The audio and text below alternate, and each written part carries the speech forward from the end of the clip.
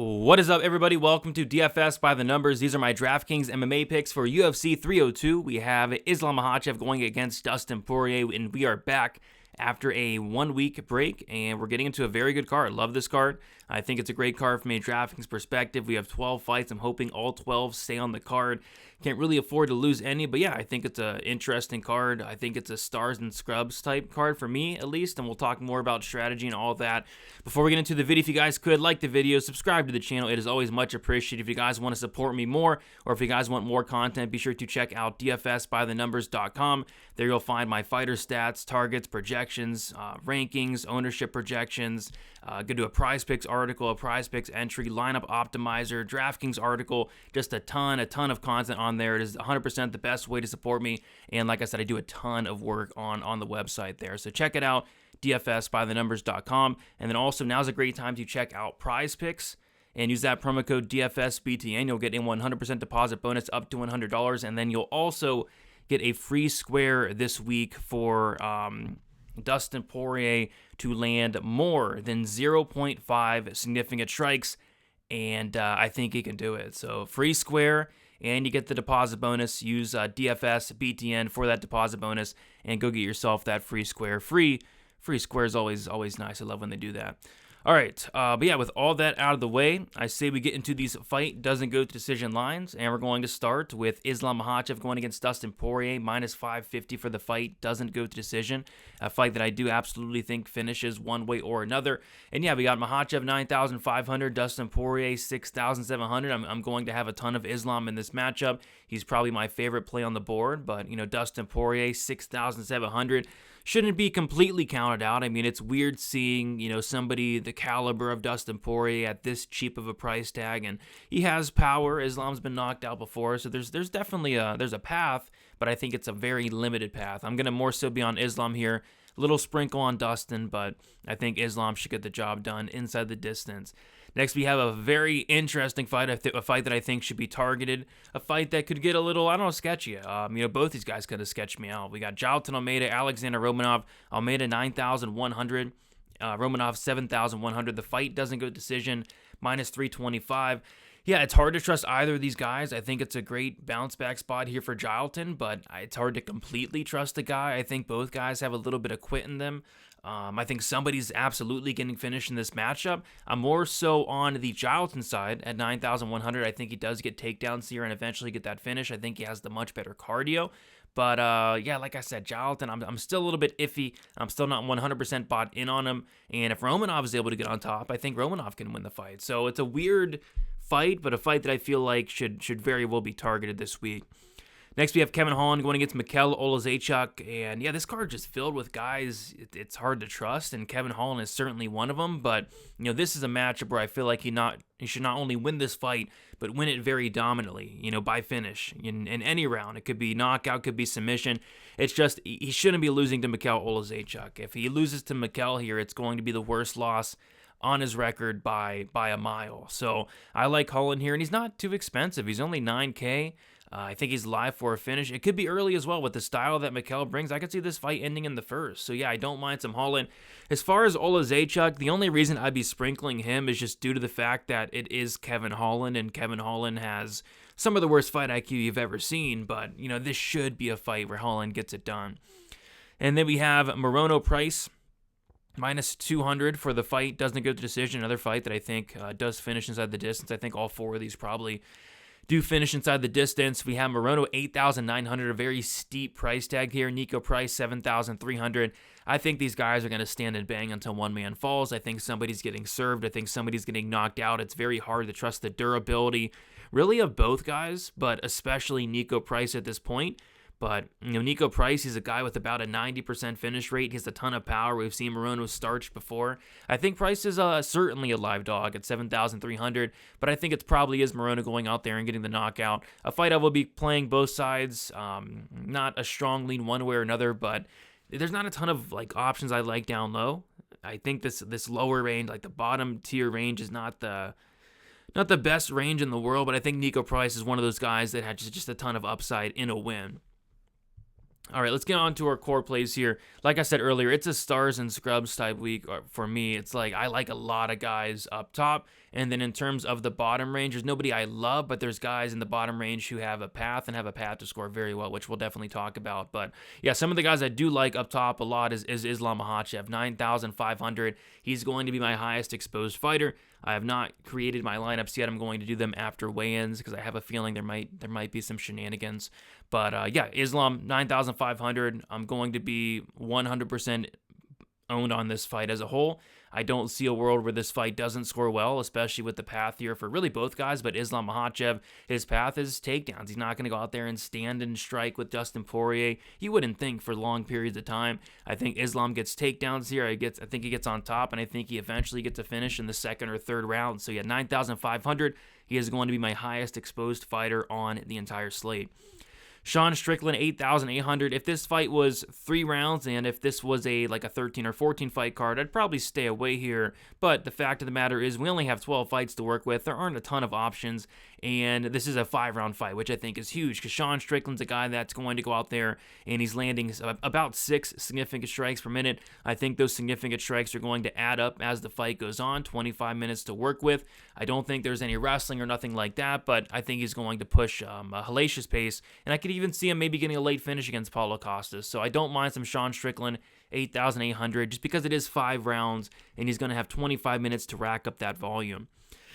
Next, we have Kevin Holland, 9,000. It's just a matchup he shouldn't lose. Like, Kevin Holland, I know it's hard to trust the guy. He doesn't have the best fight IQ, but he should not be losing to Mikhail Oleksiejczuk. I'm just, this would be his worst loss by a decent margin. I think Holland has him covered everywhere. I think Holland can hurt him on the feet. I think if this fight hits the mat, the ground game advantage is astronomical in favor of Holland. I think Oleksiejczuk is borderline round 1 knockout or bust. If the fight reaches the second, it heavily favors Holland. But I think Holland could even finish him in the first as well. So yeah, I like Holland. I like Holland a lot, which is always terrifying to say, but I think it's a big step down here. And then Jonathan Almeida, 9,100. I think he has some of the highest upside on the slate. This is a guy that got about 10 takedowns against Curtis Blades, right? So I think he can go out there and take down Alexander Romanov. And unlike Curtis Blades, Alexander Romanov, I struggled to see him push a pace that carries into the second round, the third round especially.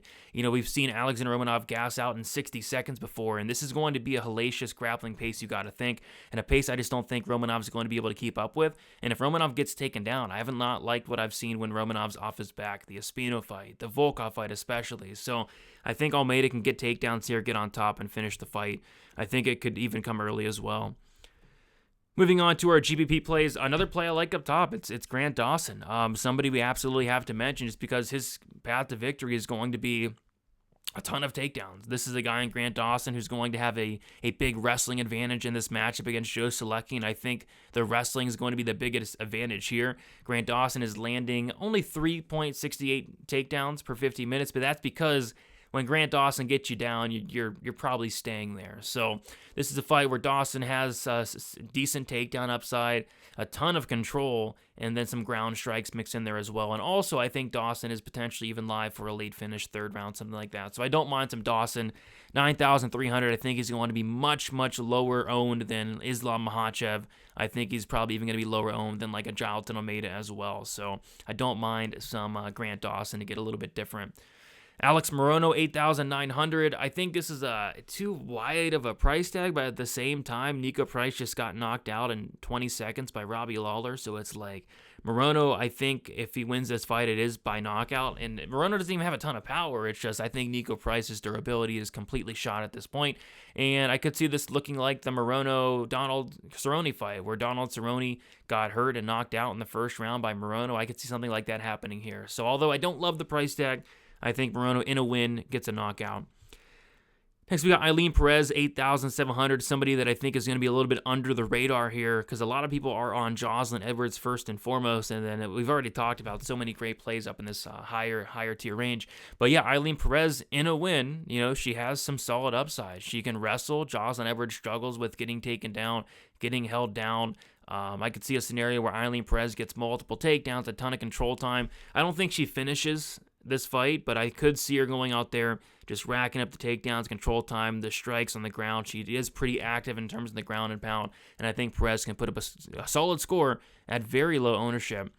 And then Roman Kopylov, 8,200. I think Cesar Almeida is going to be one of the highest owned fighters on the entire card. I've seen everybody on Cesar Almeida, and I would definitely be playing some Cesar Almeida. I'm going to have a ton of this fight, I think, just because this is like the one fight in the mid-range where I'm going to be attacking it, because I'm not a big fan of, the Brown fight, the Matthews fight, even like the Lima fight. It's not my favorite fight. So this is like the one fight in the mid-range that I do want to target, the Almeida Kopylov fight, because these guys are going to go out there and stand and bang. Both these guys have a ton of power. Roman Kopylov is most certainly going to be the lower owned guy here. He's now the underdog at a favorite price tag on DraftKings. If anybody's going to wrestle in this matchup, it's going to be Kopylov, and I have a funny feeling that he is going to go out there and wrestle. Is he going to have success doing so?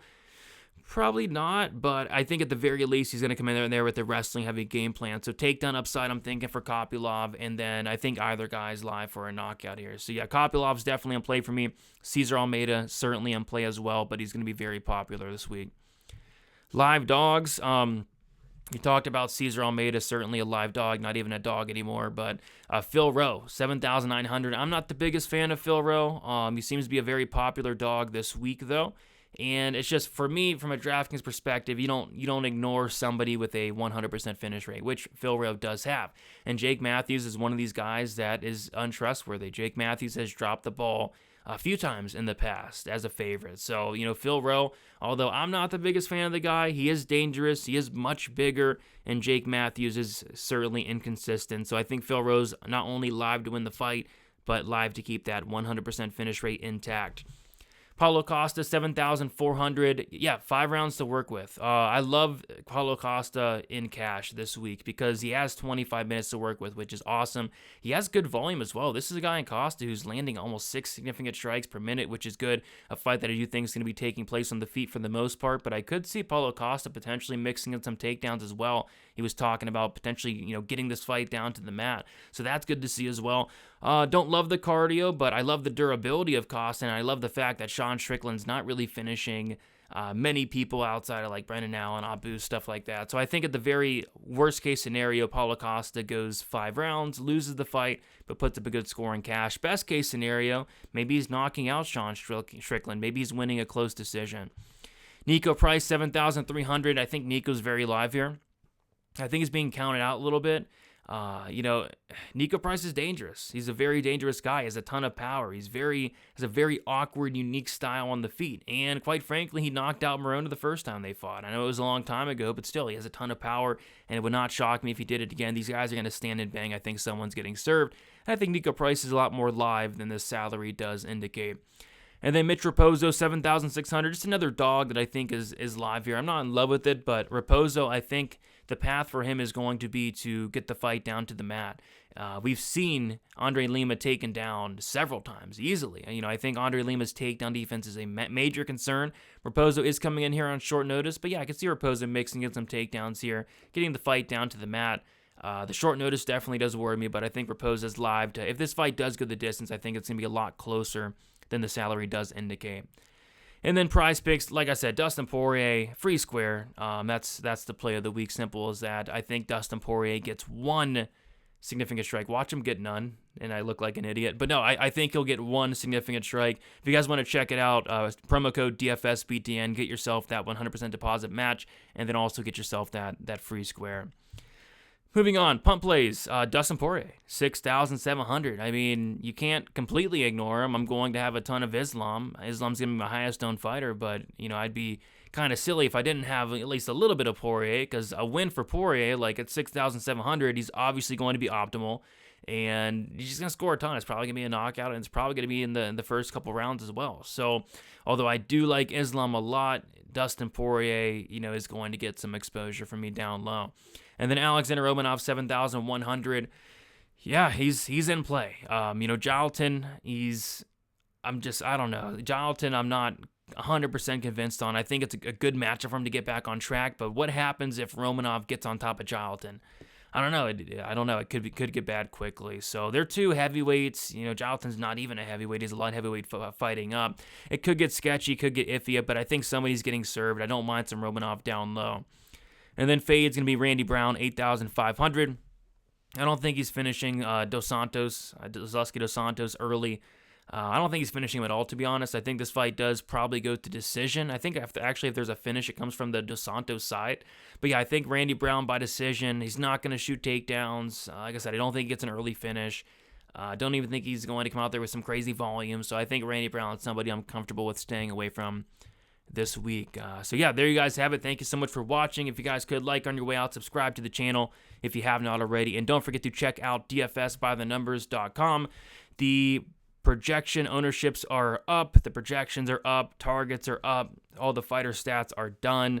I'm working on the Prize Picks article and the Draftkings article tonight, so that should be out shortly as well. Optimizer is good to go. So yeah, check it out. Just a ton of extra content on dfsbythenumbers.com. Please check it out. And then, yeah, I think that's all I got, guys. Best of luck for UFC 302. And we'll talk to you guys soon. See you later.